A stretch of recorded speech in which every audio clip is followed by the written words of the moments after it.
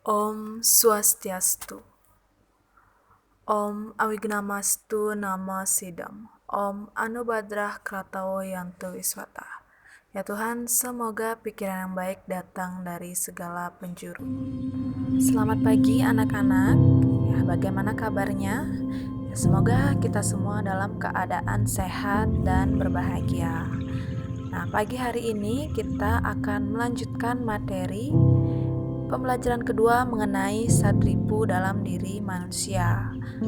Nah, adapun pembelajaran kedua ini akan membahas mengenai akibat dari perilaku yang dipengaruhi oleh Sadripu dan cara mengendalikannya.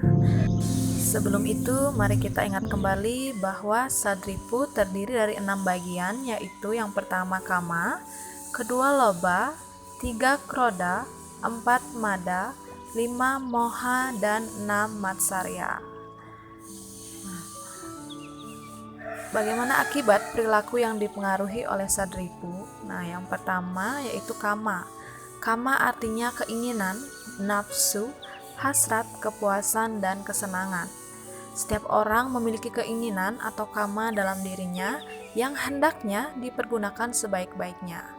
Bila keinginan terus dituruti, maka akan membuat diri menjadi egois, angkuh, sombong, dan tidak akan ingat pada Tuhan.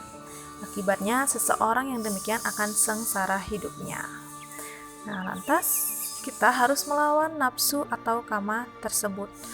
Nah, apakah susah melawan hawa nafsu?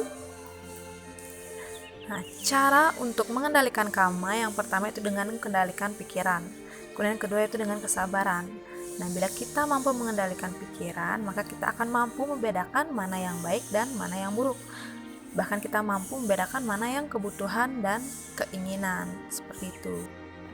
Kemudian yang kedua loba. Loba artinya tamak. Sifat tamak perlu dikendalikan agar tidak menimbulkan penderitaan bagi diri sendiri. Bila sifat loba atau tamak tidak dikendalikan, maka orang akan membenci kita karena kita merasa tidak pernah puas. Apa yang diinginkan harus didapatkan sekalipun menggunakan cara yang tidak baik, membuat kita lupa diri dan tidak bijaksana. Lantas bagaimana cara mengendalikan loba? Yang pertama yaitu dengan upawasa. Upawasa merupakan mendekatkan diri dengan ide Sang Hyang Widiwasa melalui belajar untuk merasakan tidak makan dan tidak minum, sehingga kita dapat merasakan bagaimana rasanya menahan diri dan mengendalikan diri dari rasa haus dan lapar. Kemudian yang kedua punya. Punya merupakan pemberian yang baik dan suci serta dilakukan dengan tulus ikhlas. Punya dapat dibagi menjadi 4. Yang pertama yaitu kanista dana, artinya pemberian berupa makanan. Kedua madhyama dana, artinya pemberian berupa pakaian. 3 utama dana, artinya pemberian berupa pelayanan. Dan yang keempat atyanta dana atau utamaning dana, artinya pemberian berupa pengetahuan. Sadripu yang ketiga yaitu kroda, artinya kemarahan. Kemarahan menyebabkan perkelahian, pertengkaran, bahkan dapat menyebabkan pembunuhan. Bila tidak mampu mengendalikan, maka sulit akan bergaul dengan teman, bahkan sulit membedakan mana yang baik dan tidak baik, sehingga menyebabkan penderitaan bagi diri sendiri. Lantas, bagaimana cara mengendalikan kroda? Roda dapat dikendalikan dengan cara mengingat dan mendekatkan diri kepada Tuhan yang Maha Esa. Kemudian yang kedua yaitu melalui pranayama atau melalui pernafasan. Kita bisa mengatur nafas. Kemudian yang ketiga melalui memijat jari. Bagian Sadripu yang keempat yaitu mada, artinya mabuk. Nah, mabuk tidak, tetapi juga disebabkan oleh kepandaian, kekayaan, dan kecantikan atau ketampanan yang membuat kita lupa akan diri kita sendiri. Akibat dari mada yaitu kita dapat terjerumus pada hal-hal negatif, hidup sengsara dan melarat, bahkan penderitaan lahir dan batin. Nah, bagaimana cara mengendalikan mada? Mada dapat dikendalikan dengan cara berhati-hati dalam bergaul dengan teman dan lingkungan sekitar.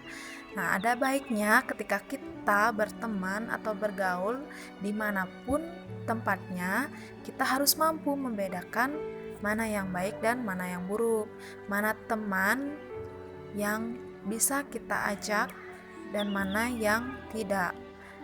Nah, sehingga kita tidak akan terjerumus pada pergaulan negatif. Nah, yang kedua itu menjauhi minuman keras dan narkoba. Dan yang keempat itu mematuhi nasihat catur guru. Bagian-bagian dari catur guru yaitu yang pertama, Guru Swadhyaya atau Tuhan Yang Maha Esa, yaitu dengan mengamalkan ajaran-ajaran agama. Kemudian yang kedua ada Guru Wisesa, yaitu pemimpin atau pemerintah. Nah, ini dapat kita amalkan dengan mengikuti peraturan-peraturan atau tata tertib yang ada. Kemudian yang ketiga Guru Pengajian, yaitu guru kita yang ada di sekolah. Dan yang keempat ada Guru Rupaka atau orang tua kita yang ada di rumah.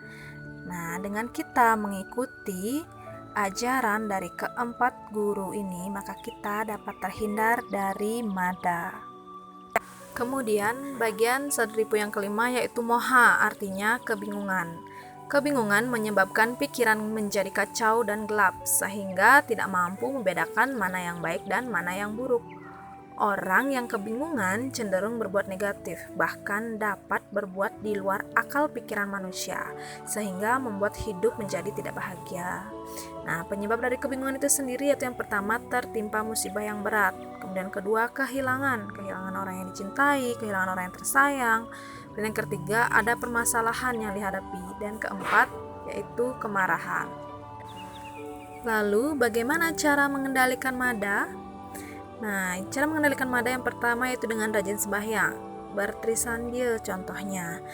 Nah, dengan begitu kita dapat mendekatkan diri dengan Tuhan. Kemudian, yang kedua dengan bermeditasi. Dengan meditasi kita memfokuskan pikiran, mengenali diri kita. Dengan demikian, kita akan terhindar dari kebingungan. Bagian terakhir dari sadripu yaitu matsarya. Matsarya artinya suka membenci atau iri hati. Hal ini disebabkan oleh pandangan yang dangkal dan sempit. Sifat iri hati mengakibatkan hidup tidak tenang dan tidak nyaman karena suka iri hati terhadap orang lain. Maka dari itu mari biasakan memandang kelebihan seseorang, janganlah dipandang negatif, tetapi jadikanlah hal tersebut sebagai sesuatu yang membahagiakan semua orang, dan jadikanlah hal tersebut sebagai motivasi dari dan untuk diri. Lantas bagaimana cara mengendalikan matsarya? Nah, yang pertama, cara selalu bersyukur dengan apa yang didapat dan dimiliki. Kemudian yang kedua, selalu peduli terhadap sesama.